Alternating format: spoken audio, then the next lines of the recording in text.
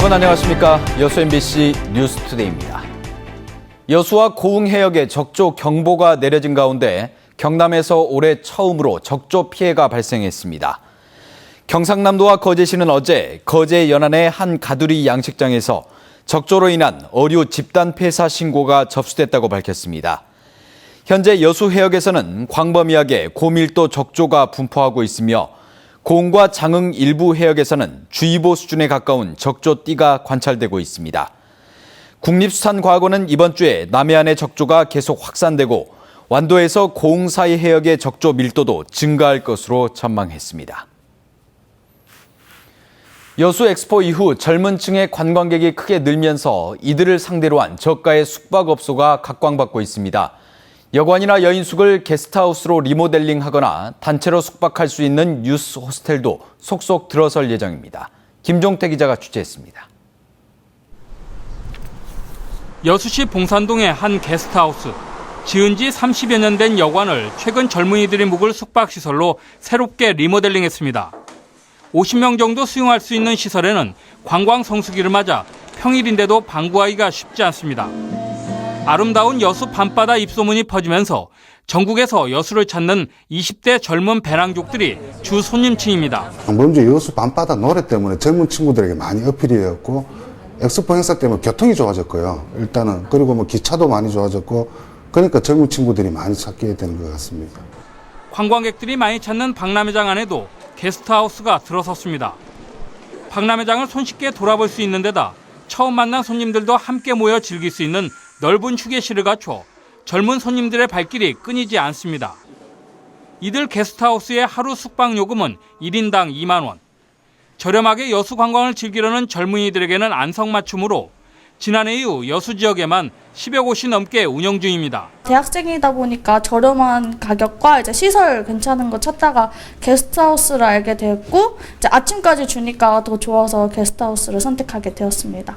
최근에는 두세 곳의 숙박업체가 수학여행단을 겨냥한 유스 호스텔을 돌산에 건립할 예정으로 여수시와 업무 협약을 맺었습니다. 이런 여관이나 모텔을 이 젊은 층이 이용할 수 있도록 그렇게 개조하는 작업이라든가 그리고 유스 호스텔을 이렇게 지으려는 사람들이 많이 나타나 지역 경제가 이렇게 크게 활성화되리라고 생각하고 있습니다.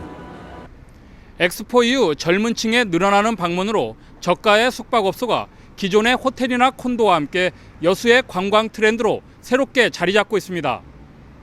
MBC 뉴스 김종태입니다. 여수와 제주를 운항하는 15,000톤급 전기 카페리가 다음 달 20일쯤 취항할 예정입니다.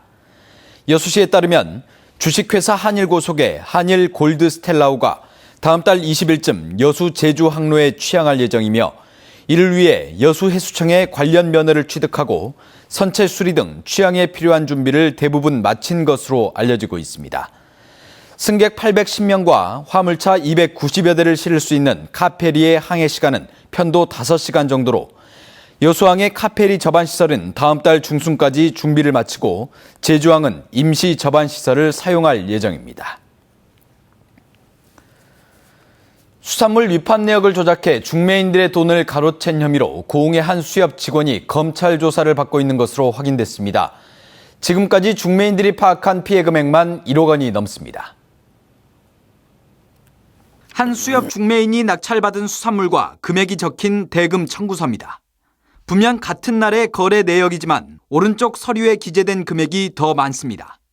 사지도 않은 물건을 매입한 것처럼 허위로 기재한 겁니다. 고흥군 수협 직원 김모 씨가 이처럼 구매 내역을 조작해 중매인들의 돈을 빼돌려온 혐의가 불거지자 해당 위판장은 발칵 뒤집혔습니다.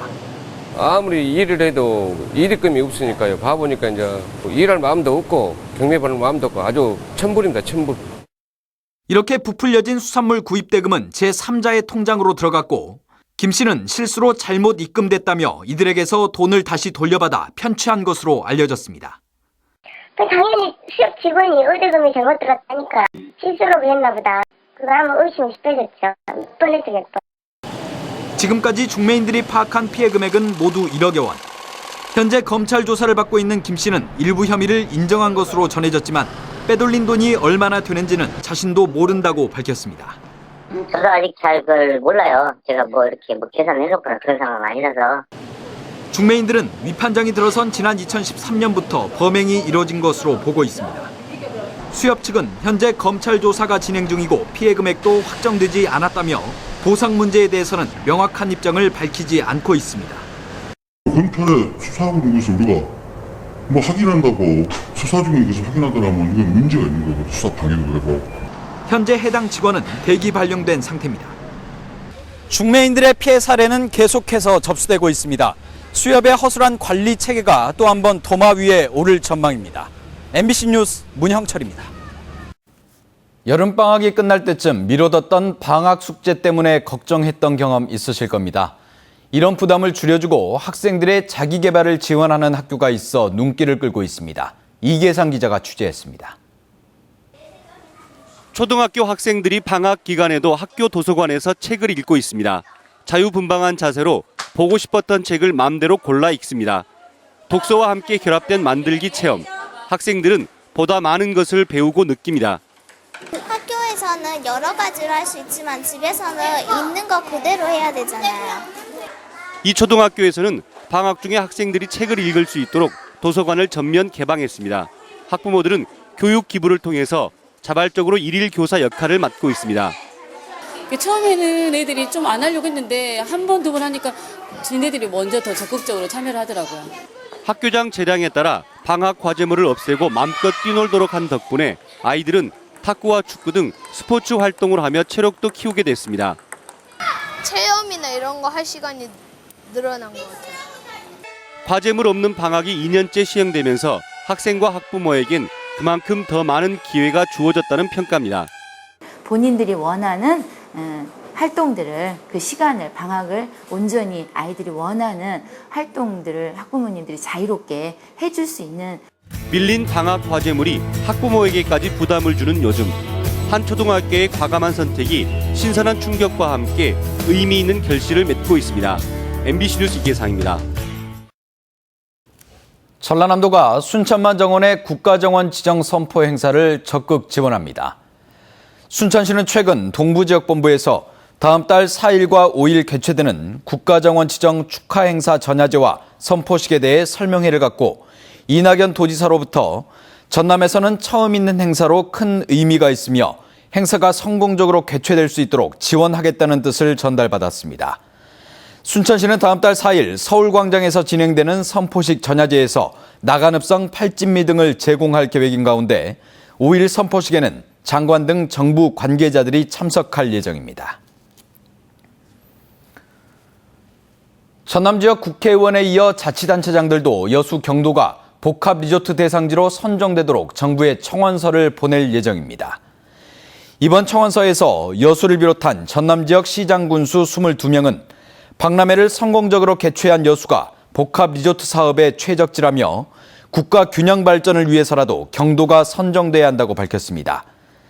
특히 호남권에는 외국인 카지노가 단 한 곳도 없는 데다 박근혜 대통령의 선거 공약인 동북아 관광특구 조성을 위해 여수 경도가 복합 리조트로 개발돼야 한다고 당위성을 강조했습니다.